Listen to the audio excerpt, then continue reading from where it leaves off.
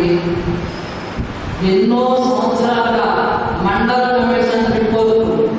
అట్టడుగున పడిపోయి నిద్రపోతున్న ఆ రిపోర్టుని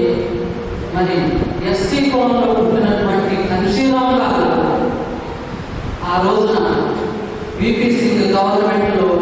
బయటికి తీసుకొచ్చి మరి మండల కమిషన్ రిపోర్టుని ఇంప్లిమెంట్ చేయించిన ఘనత బహుజన సమాజ్ పార్టీలో